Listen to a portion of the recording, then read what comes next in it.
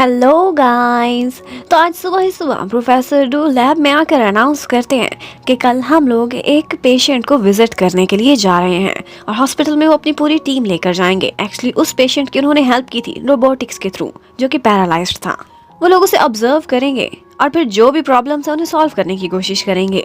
अब next day university की बस में कुछ स्टूडेंट्स का ट्रिप हॉस्पिटल चला जाता है। एक्चुअली ये उनकी लैब की इनोवेशन थी और उसमें सबसे बड़ा हाथ शाओ युहा का था। रोबोटिक्स टेक्नोलॉजी के थ्रू वो उस पेशेंट की न्यूरॉन्स से कमांड लेते थे और फिर उसकी बॉडी को मूव कराने में हेल्प होती थी। आज जब वो टेस्टिंग करते हैं तो उन्हें बहुत सी बातें पता चलती हैं। ओवरऑल उनका ये प्रोजेक्ट सक्सेसफुल रहा था और पेशेंट को भी इससे बहुत हेल्प मिल रही थी। उसके मूड में भी बदलाव आया था और उसने जीना दोबारा से सीखा था। यहाँ पर कुछ रिपोर्टर्स भी आए हुए थे जो उस इनोवेशन से रिलेटेड स्टूडेंट्स का इंटरव्यू करते हैं।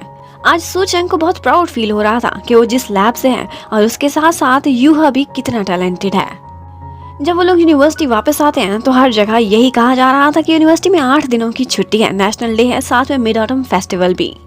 सू चेंग एक दफा बहुत एक्साइटेड हो जाती है और अपनी फ्रेंड्स के साथ प्लान बनाने लगती है, लेकिन तीनों का अपना ही अपना कोई प्लान था। किसी ने सीनियर के साथ डेट पर जाना था, मेजो ने अपनी फैमिली के साथ रीयूनियन पर जाना था और उसकी बुक वर्म फ्रेंड ने कुछ जूनियर से वादा किया हुआ था कि वो उनकी कोचिंग करेगी। इन दी एंड बेचारी सू चेंग ही अकेली रह जाती है। वो घर भी नहीं जा रही थी क्योंकि कहती थी कि मैं पैसे बचाना चाहती हूँ, थोड़े दिन फ्रीलांसिंग का काम करूंगी और कुछ पॉकेट मनी ही बन जाएगी। इतने में वो बेचारी भी खुश हो जाती है क्योंकि उसके डैड की कॉल आई थी कि वो इन छुट्टियों पर उसे मिलने के लिए आएंगे उसी की यूनिवर्सिटी में। जैसे ही छुट्टियां स्टार्ट होती हैं उसकी फ्रेंड्स गायब थी और वो बेचारी हॉस्टल में अकेली रह गई थी। उधर यूहा भी बिल्कुल अकेला था। जब वो सुबह नाश्ता करने के लिए जा रही होती है तो वहीं पे कैफे में उसे यूहा दिखाई देता है। वो जाकर उससे पूछती है कि तुमने वो लैंप बनानी कैसे सीखी थी जो उस दिन बच्चे को दी थी। एक्चुअली मेरा भी एक फ्रेंड था, मेरा बेस्ट फ्रेंड, जो ऐसी ही एक लैंप बनाता था। बहुत कम लोग ये इनोवेशन जानते हैं। वो ये भी बताती है कि मैं बचपन में उससे बहुत अटैच थी, उसके बाद वो शहर छोड़कर चला गया था। यूहा उससे पूछता है कि तुमने उससे कभी इन टच होने की कोशिश नहीं की। इससे पहले कि सू चेंग कोई भी जवाब देती, उसके डैड की कॉल आ जाती है जो यूनिवर्सिटी के बाहर उसका वेट कर रहे थे। यूहा थोड़ा तो खुश हुआ था कि एटलीस्ट उसे मैं याद तो हूँ। वो मस्क से अपने दिल की हर बात करता है। मस्क उससे कहता है कि तुम उसे बता क्यों नहीं देते कि तुम ही उसके बेस्ट फ्रेंड हो। यूहा जवाब देता है कि एक्चुअली मैं उसे बताने से डरता हूँ। उधर सू चेंग अपने डैड से मिलकर बहुत खुश थी, लेकिन उसे पता चलता है कि उसकी स्टेप मॉम और उसका छोटा सा भाई भी साथ में आए हुए हैं।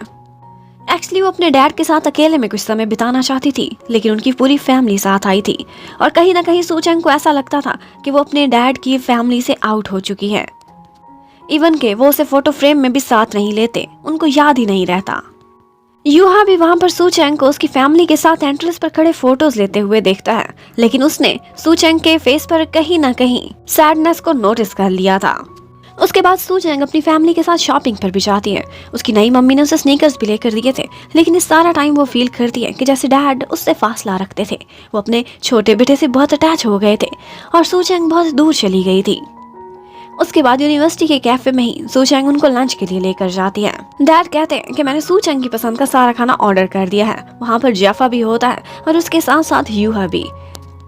सू चेंग उन सारों को अपने डैड से मिलाती है कि ये मेरे सीनियर्स हैं। इतने में खाना आ जाता है और खाने में एक ऐसी डिश थी जो सू चेंग बिल्कुल भी पसंद नहीं करती थी। ये बात यूहा को याद थी, लेकिन सू चेंग के डैड भूल गए थे क्योंकि उनके छोटे बेटे को ये पसंद थी। यूहा कहता है जहाँ तक मुझे याद है सू चेंग ये डिश नहीं खाती और डैड बेचारे बस सॉरी करते रह जाते हैं। उधर यूहा को बार बार अपनी मम्मी की कॉल्स आ रही थी, लेकिन वो उनका फोन अटेंड ही नहीं करता। यूहा की फैमिली इसी शहर में रहती थी, लेकिन वो बहुत कम अपने घर जाता था उनसे मिलने के लिए। फिर एक दफा डैड को अकेले सू चेंग से बात करने का मौका मिलता है। वो उससे पूछते हैं कि तुम्हें पैसों की कोई कमी तो नहीं, और साथ ही साथ उसे एक इन्वेलप भी देते हैं कि इसे पॉकेट मनी समझ के अपने पास रख लेना। सू चेंग कहती है कि आजकल तो ऑनलाइन ट्रांसफर का जमाना है, आप क्यों मुझे नोट दे रहे हैं। तो डैड कहते हैं कि एक्चुअली तुम्हारी नई मम्मी मेरी हर ट्रांसफर को चेक करती है। ये बात कहीं ना कहीं सू चेंग के दिल में एक छेद कर गई थी। छोटे भाई के आने के बाद क्या बड़ों का अधिकार खत्म हो जाता है। उधर यूहा भी सोचता है कि फेस्टिवल का टाइम है, चलो अपने घर जाना ही चाहिए। उसके घर में सिर्फ उसकी मम्मी ही रहती थी जो उसके आने का वेट कर रही थी और उन्होंने खाना भी प्रिपेयर किया हुआ था। यूहा अपने रूम में जाता है, अपना पुराना फोटो एल्बम देख रहा होता है कि देखता है उसमें उसकी फैमिली फोटो मिसिंग है। यही बात जाकर वो अपनी मम्मी से पूछता है। उसकी मम्मी कहती है पहले खाना खाओ फिर बात करेंगे। वो जल्दी जल्दी एक ही गल्प में सारा खाना खत्म करके कहता है अब मुझे जवाब चाहिए। उसकी मॉम को गुस्सा आ जाता है।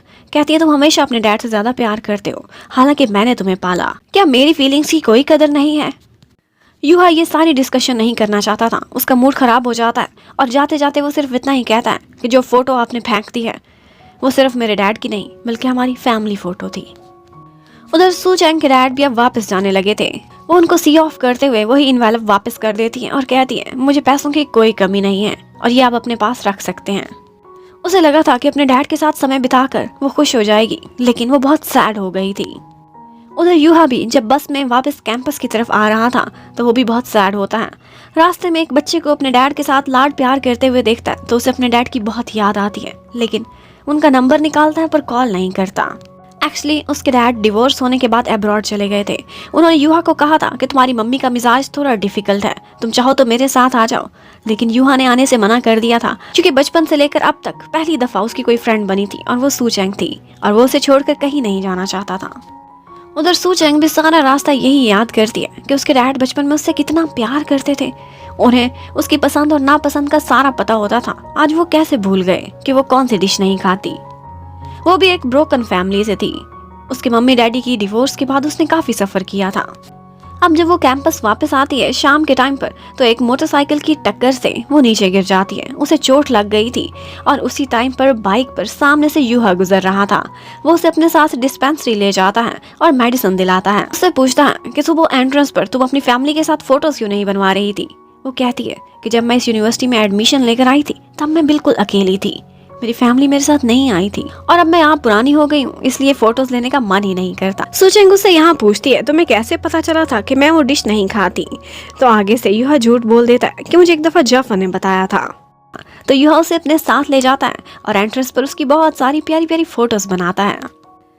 वहाँ पर मिड ऑटम फेस्टिवल के लिए कुछ लोग मून केक्स बांट रहे थे, लेकिन यूहा वो केक नहीं लेता। कहता है मैंने कभी मून केक नहीं खाया। जब से मेरी मम्मी डैडी की डिवोर्स हुई है उसके बाद से मैंने ये फेस्टिवल्स मनाने छोड़ दिए हैं क्योंकि ये फेस्टिवल्स फैमिली के साथ सजते हैं।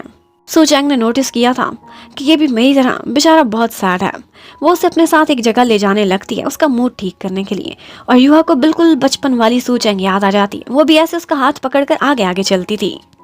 अब वो उसको एक हाई पॉइंट पर लेकर जाती है। वहां से पूरे शहर का नजारा आ रहा था और ऐसे लग रहा था कि जैसे छोटे छोटे स्टार्स हों और लाइट्स नहीं। वो कहती है जब भी मैं सैड होती थी मैं हमेशा यूनिवर्सिटी में इसी पॉइंट पर आती थी। और फिर वो उससे कहती है कि अपनी आंखें बंद करो। उसकी आंखें बंद कराकर वो 2 पेपर के एरोप्लेन बनाती है, उसके हाथ में थमाती है और कहती है अपनी सारी परेशानियां एक पेपर पर लिखकर एक बॉक्स में डालो और उसकी चाबी इस वक्त तुम्हारे हाथ में है और ये चाबी उड़ा दो हमेशा के लिए। और अब इस पेपर एरोप्लेन के साथ साथ हमारी सारी परेशानियां भी हवा में पुर हो गई हैं। यूहा को ऐसे करके काफी लाइट फील हो रहा था। सू चैंग उसके साथ थी बिल्कुल वैसे ही जैसे बचपन में उसके साथ होती थी। उधर हमें सू चैंग की फ्रेंड्स को दिखाते हैं। उन तीनों की भी अपॉइंटमेंट्स कोई ज्यादा अच्छी नहीं गई थी। मेजा की तो एन रीयूनियन के टाइम पर अपने डैड से किसी बात पर लड़ाई हो जाती है और उसका मूड भी खराब हो जाता है। जबकि यिंग वो भी किसी को लाइक करती थी जो कि उसे लिफ्ट नहीं कराता था। उधर वो दोनों अकेले जिनकी कोई फैमिली ही नहीं थी वो आज साथ फिर रहे थे। सू चैंग बार बार आसमान में देखती थी कि आज चांद क्यों नहीं निकला। तो इतने में यूहा उसे रोकता है और फिर आंखें बंद करने को कहता है एक गिफ्ट है मेरे पास तुम्हारे लिए। फिर वो टॉर्च के थ्रू एक छोटा सा मून बनाता है जो देखकर सू चैंग को काफी हंसी आती है। वही मून अब वो आसमान पर प्रोजेक्ट करने लगता है कि इतने में सच में बादलों के पीछे से चांद निकल आया था। ये नजारा बहुत ही सुंदर था। वो दोनों देखकर काफी खुश होते हैं और अब चांद देखते ही सू चैंग एक मून केक निकाल कर उसे प्रेजेंट करती है कि आज तो खा लो। और इतने सालों बाद आज फेस्टिवल के दिन यूहा ने मून केक खाया था। वेल इन शॉर्ट उसकी छुट्टियां बहुत अच्छी गुजरी थी। अगले दिन मेजा भी वापस आ जाती है और सुबह ही सुबह सू चैंग को नींद से जगाती है। सू चैंग को इतने में एक कॉल आ गई थी लैब से, एक इमरजेंसी बन गई थी। वही मंकी वो अपने केज से छूट गया था और जो उसका अटेंडेंट था वो तो छुट्टियों पर था। एक दो दफा सू चैंग ने उसे संभाला था तो जायफा उसे लैब में बुलाता है। उधर लैब में एक दफा यूहा भी मंकी के पास जाता है और फिर मार खाने के बाद हारा हुआ बाहर निकल आता है। अब सू चैंग की बारी थी। वो जाती है, वो भी कोई कम मार नहीं खाती। इवन के उसके ऊपर तो मंकी ने पानी भी गिरा दिया था और वो भीगी हुई बाहर निकलती है। यूहा जल्दी से अपनी जैकेट उतारता है, उसको कवर करता है और कहता है बस तुम अपने हॉस्टल जाओ, यहाँ खड़े होने की कोई जरूरत नहीं। अब सारे ही बहुत डर गए थे। इन दी एंड सब मिलकर प्रोफेसर डू को ही उस मंकी के पास फेंक देते हैं। उनकी मंकी से बहुत लड़ाई होती है और मंकी सबसे ज्यादा गुस्सा उन्हीं पर ही निकालता है और इन दी एंड वो उस मंकी को गालियां देते हुए हार कर बाहर निकल आते हैं। उधर सूचेंग उसकी जैकेट पहने बहुत खुश नजर आती है। अचानक ही उसको एक आइडिया आता है, वो भाग कर जाती है और उसी लैब अटेंडेंट के कोट को पहनती है, उसकी चाबियां उठाती है और अपना फेस फाइल से कवर करती है और अंदर एंटर होते ही उस मंकी के फेवरेट कार्टून्स लगाती है और उस मंकी को ऐसी फीलिंग आती है कि जैसे मेरा असली मालिक वापस आ गया है। अब वो उसको शांत करा के किसी तरह से केज में बंद कर देती है। मिशन सक्सेसफुल रहा था। जब वो वापस आती है तो उसकी फ्रेंड बहुत एक्साइटेड होती है, तुमने किसकी जैकेट पहनी है, और साथ ही साथ देखती है कि उसके सारे कपड़े भीगे हुए थे, उसके अंदर गारमेंट्स दिख रहे थे। अब सूचेंग को काफी एम्बैरेसमेंट होती है कि एक्चुअली मुझे इस हाल में यूहा ने देखा था तभी तो कवर किया था। एम्बैरस होने के बाद वो दोनों बहुत खुश भी होती हैं क्योंकि इस तरह से उसका हार्ट फ्लटर करने लगा था। इतना हैंडसम सा लड़का उसे प्रोटेक्ट कर रहा था, अपनी जैकेट दे रहा था, उसे कवर कर रहा था। इससे ज्यादा खुशी की और कौन सी बात होगी। अब नेक्स्ट क्या होगा ये देखने के लिए stay connected. Thank you for watching, bye bye.